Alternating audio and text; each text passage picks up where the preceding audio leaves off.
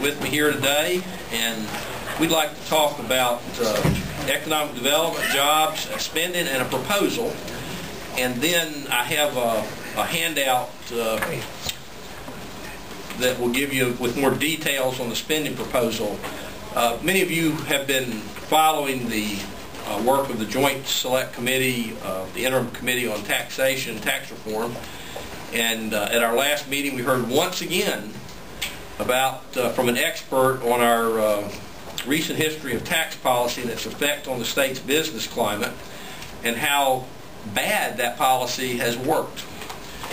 Essentially, all the legislators like it, but the economists and the people who study it think it's bad. A new study from the Small Business and Entrepreneurship Council says North Carolina has the 15th worst tax environment for small business in the country and the worst in the South. We have the mountains and the coast. That's great. Our tax policy is terrible. So, to address this and particularly in the job situation, Governor Perdue has presented her fiscal year budget. After the Senate passes a budget, we'll address that as well, or after its outlines become clear.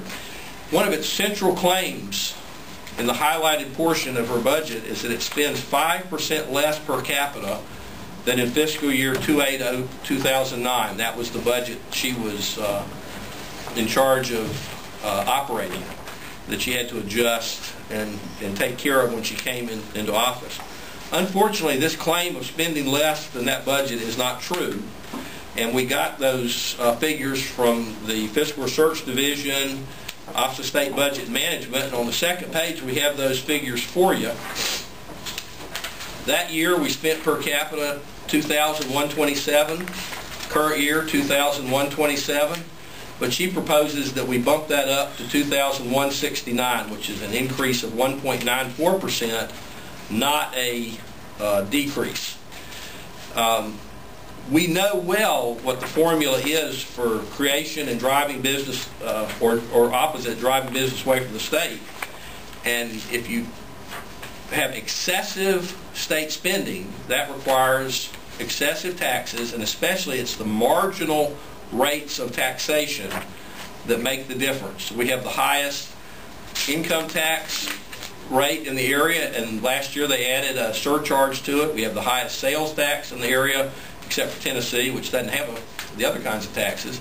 We have the highest gas tax, and this is a non-competitive environment.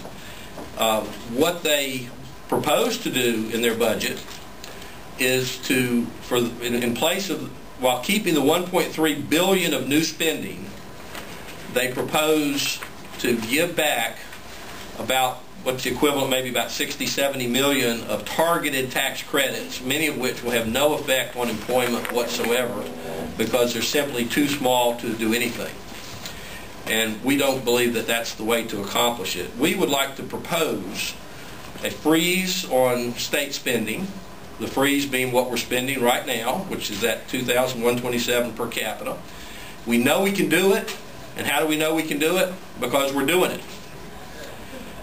We know what our people know what it feels like, and although it's painful, we're in the middle of a recession, people don't have money. That's what a recession means. They don't have money.